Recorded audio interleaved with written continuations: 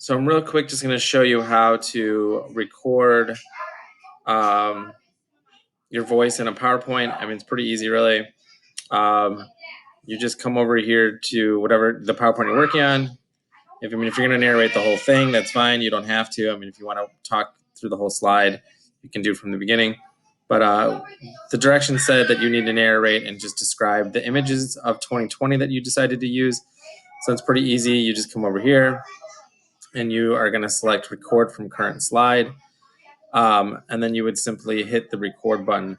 I'm not going to hit the record button because I think what's happening is when I record, if I hit record, I've tried this once, and if you try to watch my first video, the audio didn't work, and I think it's because I was recording using two apps. So I'm going to see if it works without me recording. But anyways, you just hit record, and then you would talk about your pictures. And if you don't want your little picture in the corner, you could just press that button and turn it off. So then real quick, you only get 5 minutes for the, I'm sorry, that's for screencast 5. So I turned 40 in 2020. This is my twin sister, so we both turned 40.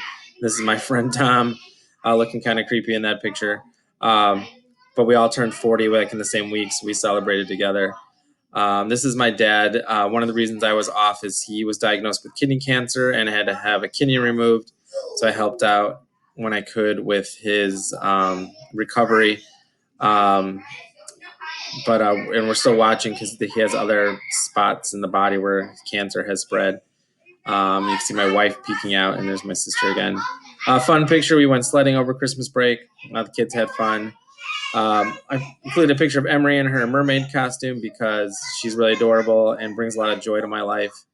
And makes me smile, and I wish she could stay too forever.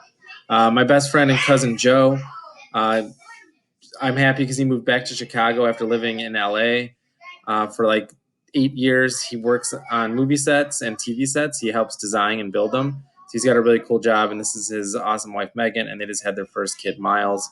So I'm glad to have him in Chicago and having him close.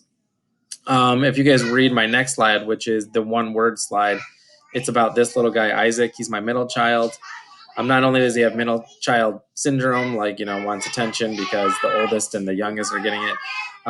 He also was diagnosed with something called PANS, which is autoimmune disorder, and it's relatively new. There's not a lot known about it, but it affects his behavior and his ability to like process, right and wrong and his emotions, and it's really frustrating for both him and us. And I have to just remember, that's why I chose the word patience, because I have to remember that I can't get angry with him because some of the things he does, he can't control. And then, of course, this vote sign, because it represents some of the things that I believe in, which not all people do, and which is fine. And one of the problems in this country is we have to start respecting the fact that, we might have a strong opinion that gay and lesbian couples and bisexuals should be accepted and should have the same rights and be able to get married and have kids and families. But there are people, based on their religious views, have deep convictions that might not be morally right. Now, whether we agree with them or not is we can disagree.